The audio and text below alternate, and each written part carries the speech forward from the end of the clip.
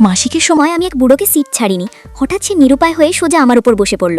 তাকে সিট দিতে হলো ঠিক যখন সে তার স্ত্রীকে সিট দিতে যাচ্ছিল। বাস হঠাৎ জোরে ব্রেক কষল। বুড়ি ভারসাম্য হারিয়ে সোজা রেলিংয়ে ধাক্কা খেলো। আমি তাকে সাহায্য করতে এগিয়ে গেলাম, কিন্তু সে মিথ্যে বলল যে আমি তাকে ধাক্কা দিয়েছি। বুড়ো আমাকে চড় মারল।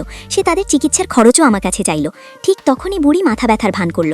সে তখনই হাসপাতালে যেতে জোর করল। বুড়ো ড্রাইভারকে তখনই বাস থামাতে বলল, কিন্তু স্টপেজ না হয় বাস থামতে পারল না। বুড়ো সঙ্গে সঙ্গে খেপে উঠল। সে ড্রাইভারকে থামতে চেঁচাল। ড্রাইভার পাত্তা দিচ্ছে না দেখে সে সোজা স্টিয়ারিং ধরতে গেল। ড্রাইভারের কেবিনে দুজনের ধস্তাধস্তি শুরু হলো। বাস নিয়ন্ত্রণ হারাতে শুরু করলো। শেষমেশ বাস রাস্তার পাশের একটা গাছে ধাক্কা খেলো। ভাগ্যক্রমে কেউ আহত হয়নি। ক্ষুব্ধ যাত্রীরা সরাসরি বুড়ো বুড়িকে ধরল, কিন্তু তারা সব দোষ আমার উপর চাপালো। তারা বলল আমি যদি আগে সিটটা ছেড়ে দিতাম তাহলে বাসের এই দুর্ঘটনা ঘটতো না। যাত্রীরা আরও রেগে গেল। তারা বলল পুলিশ ডেকেছে। তারা বুড়ো বুড়িকে জেলে পাঠানোর জন্য জোর করলো। দুজন সঙ্গে সঙ্গে ঘাবড়ে গেল। তারা তাদের মেয়েকে ফোন করলো।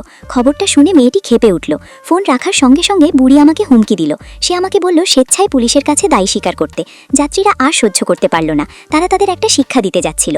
হঠাৎ বুড়ির মেয়ে বডিগার্ড নিয়ে হাজির হলো। সে রেগে সব যাত্রীকে মারল। সে এমনকি আমাদের সবাইকে এই শহর থেকে গায়েব করে দেওয়ার হুমকি দিল। ঠিক তখনই বুড়ি আমার বিরুদ্ধে তাকে হেনস্থা করার অভিযোগ করল।